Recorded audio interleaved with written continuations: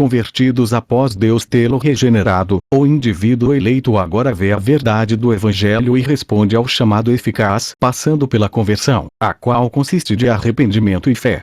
A mensagem de Jesus para o povo era: arrependam-se e creiam nas boas novas. Marcos 1:15. E repreendeu os chefes dos sacerdotes e os líderes religiosos do povo, pois eles não se arrependeram nem creram. Mateus 21, 23, 32, sob o ministério de João Batista. A palavra conversão significa voltar-se, e inclui tanto os conceitos de arrependimento quanto de fé. Arrependimento é a parte da conversão na qual uma pessoa se volta do pecado, enquanto a fé se dá quando ela se volta a Cristo para a salvação. A conexão estreita entre arrependimento e fé é também indicada em Hebreus 6, 1, onde se fala que os ensinos elementares a respeito de Cristo consistem de arrependimento de atos que conduzem à morte, da fé em Deus. O escritor chama a isso o fundamento ou começo da vida cristã. No arrependimento, o pecador primeiro chega a uma verdadeira percepção intelectual de sua condição pecaminosa. Visto que Deus já o regenerou, ele acha sua condição repugnante e fica determinado a se voltar tanto do estilo de vida que consistia de pecados quanto de atos individuais pecaminosos. O arrependimento é de volição e não de emoção. Ainda que muita emoção possa às vezes acompanhar a mudança da mente, não é um elemento necessário ou definidor. Naturalmente, um estado mental que consista de nada mais que uma excitação emocional sobre os próprios pecados e faltas sem um ato de volição de dar as costas a isso não constituir arrependimento, por conseguinte, não resultará em fé e justificação. A conversão não resulta apenas em uma mudança negativa, na qual alguém se volta dos ídolos, mas Paulo afirma que o indivíduo eleito também o faz a fim de servir ao Deus vivo e verdadeiro. 1 Tessalonicenses 1, 9. Além disso, um sistema definido de teologia é acrescentado ao pensamento da pessoa, substituindo a antiga cosmovisão não bíblica. Esse é o aspecto da conversão que chamamos fé. Muitos teólogos sugerem que a fé consiste de 3 elementos: conhecimento, assentimento e confiança. Mas os textos a seguir mostrarão que a fé só consiste dos 2 primeiros, e que a última é apenas um atalho para assentimento. Conhecimento alude à retenção e compreensão intelectual de proposições verdadeiras. Isso é um elemento necessário da fé, visto que é impossível crer em alguma coisa sem conhecê-la. Se não se sabe o que X representa, não posso responder à questão: você crê em X? A fé é impossível sem o conhecimento. Deus concede conhecimento a um indivíduo como o primeiro elemento da fé salvífica, habitualmente pela pregação ou apresentação do Evangelho. Como escreve o apóstolo Paulo, como poderiam crer naquele que não ouviram? E como poderiam ouvir sem pregador? Romanos 10:14, Bíblia de Jerusalém. O conhecimento também implica entendimento nesse caso. Assim como é impossível crer em X enquanto ele permanecer indefinido, não se pode crer em algo enquanto a definição não é compreendida. Visto que o Evangelho é sempre apresentado de forma proposicional, o conhecimento e o entendimento necessários para a fé aludem à retenção e compreensão mentais do sentido das afirmações verbais apresentadas. Assentimento é concordância com as proposições entendidas. Embora qualquer um possa obter algum entendimento da mensagem evangélica, nem todos consentirão que ela seja verdadeira. É fácil para alguém explicar a um outro a reivindicação escriturística da ressurreição de Cristo, mas se o ouvinte vai concordar que tenha ela realmente ocorrido é outra questão. Como mencionado, a disposição maligna da mente não regenerada impede uma pessoa de aquecer ao Evangelho independentemente da capacidade de persuasão do pregador. Logo, deve ela primeiramente ser regenerada por Deus, de modo a obter uma nova disposição favorável ao Evangelho, após o que prontamente assentirá a esse. Visto que muitos teólogos pensam que os não eleitos podem verdadeiramente assentir ao Evangelho sem confiança pessoal em Cristo, também advogam que o conhecimento e o assentimento não são suficientes para salvar. Deve-se acrescentar a esses 2 o terceiro elemento da confiança, a qual definem como uma segurança pessoal e relacional sobre a pessoa de Cristo.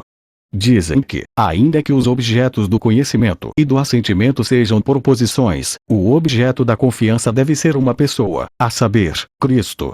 Ou seja, a fé salvífica crê em Cristo como uma pessoa, e não como um conjunto de proposições. Embora nem todos os teólogos distingam a fé entre esses três elementos, muitos deles a definem de forma tal que significa alegar que a fé salvífica deve se mover do intelectual para o relacional, do proposicional para o pessoal, e do assentimento para a confiança. Para eles, assentimento corresponde a uma fé crer que, ao passo que a confiança é uma fé crer em. O primeiro crê que certas coisas acerca de Cristo são verdadeiras, mas a segunda vai além, e crê na pessoa de Cristo. Fé é crença em uma pessoa, não em certos fatos sobre a pessoa. Eles apontam para passagens em que há exigência de uma fé para crer no Evangelho. Por exemplo, Atos 16:31, que diz: creia no Senhor Jesus, e serão salvos, e 1 João 13:23. E este é o seu mandamento, que creiamos no nome de seu Filho Jesus Cristo. Entretanto, há razões conclusivas para rejeitar tal distinção entre assentimento e confiança, para afirmar que a fé consiste apenas de conhecimento e assentimento.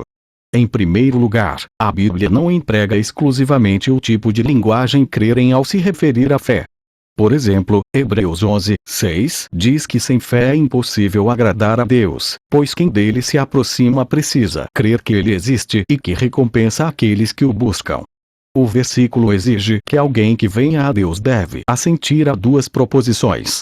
Ele deve crer que Deus existe, e que Deus recompensa aqueles que o buscam. O escritor diz que tal fé pode agradar a Deus, e que foi por meio dela que os antigos receberam bom testemunho. V2.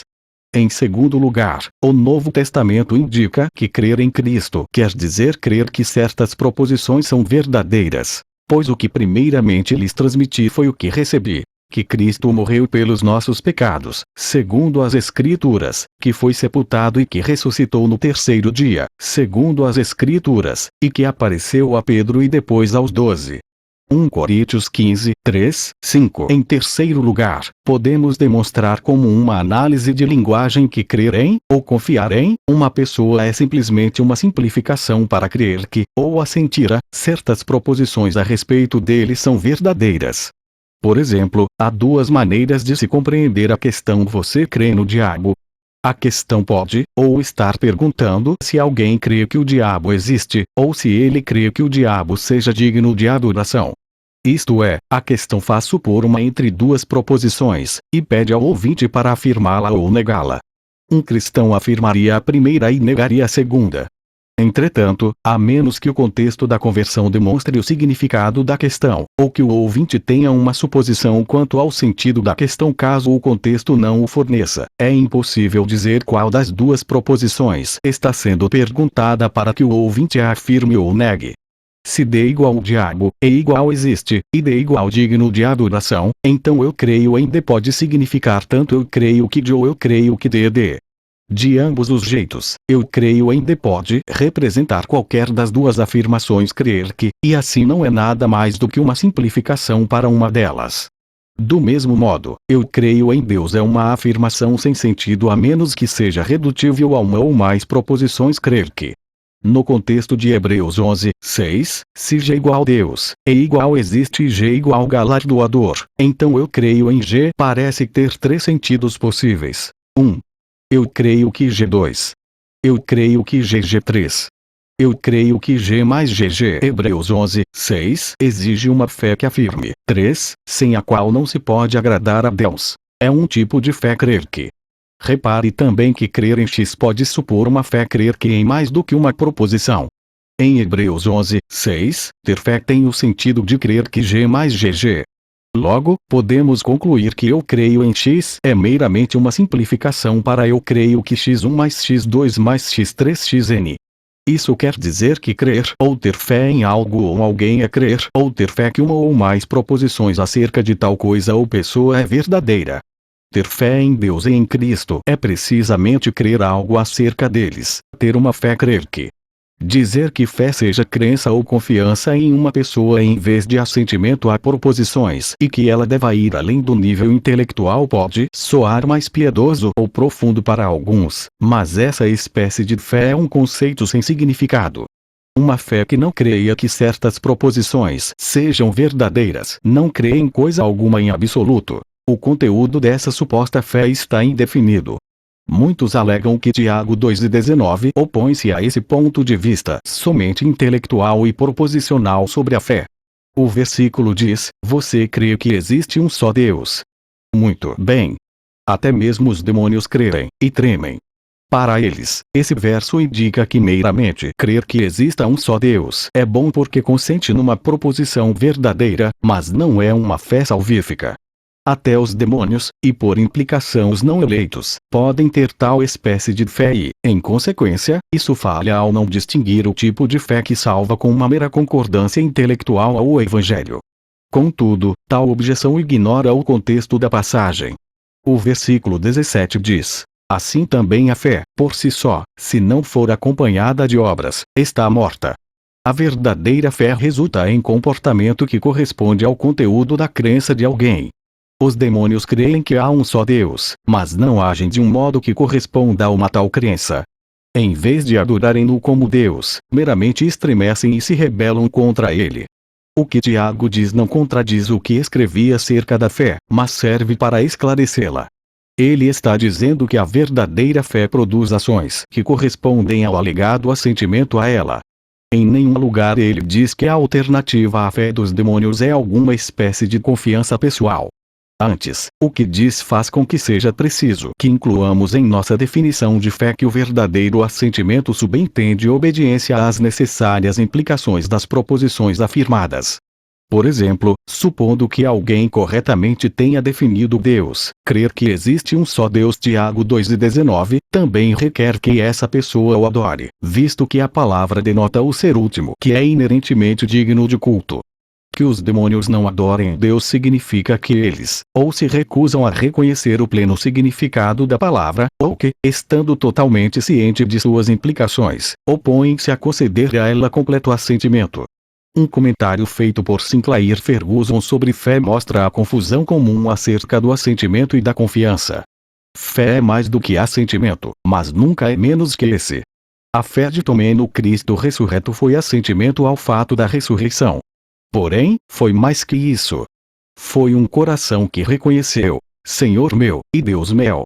João 20:28. Não obstante, não há diferença alguma entre um coração que reconheceu e uma mente que assentiu. 39. Ele está fazendo uma distinção que soa piedosa, mas que carece de sentido. Além disso, Senhor meu, e Deus meu. Não é uma pessoa, mas uma proposição. Logo, ainda que Ferguson pareça não estar a par disso, ele concorda conosco que a fé de Tomé significa uma mente que assentiu a uma proposição, e que a fé não é mais do que assentimento. Todas as considerações acima resultam numa definição bíblica de fé. Visto que a natureza da fé é o assentir ao conhecimento, e esse denota uma retenção e compreensão de uma ou mais proposições, fé é assentimento voluntário a proposições compreendidas, e assentimento a que envolve obediência às exigências inerentemente presentes nas ditas proposições. A fonte dessas proposições às quais se deve assentir é a Bíblia. Enquanto a fé salvífica consiste de assentimento a certas proposições relacionadas à obra redentora de Cristo, a fé bíblica em geral permanece e se desenvolve no cristão na medida em que assente a essas mesmas proposições junto com outras naquele livro, e assim ele cresce em maturidade espiritual. Em vez de usar a palavra confiança para distinguir a fé verdadeira da falsa, temos somente que distinguir o verdadeiro assentimento do falso, ou a fé verdadeira da falsa. O verdadeiro assentimento quer dizer uma concordância intelectual com proposições compreendidas, que resultam em obediência a todas as implicações daquelas. Por outro lado, uma pessoa com falso assentimento a proposições bíblicas afirma que concorda com as Escrituras, mas não produz os pensamentos, linguagem e comportamento que necessariamente se infere de uma tal concordância. A salvação pela graça mediante a fé é um dom de Deus, pois vocês são salvos pela graça, por meio da fé, e isto não vem de vocês, é dom de Deus, não por obras, para que ninguém se glorie. Efésios 2:8-9. Desse modo, a fé não pode ser fabricada pelo homem, mas somente dada a ele.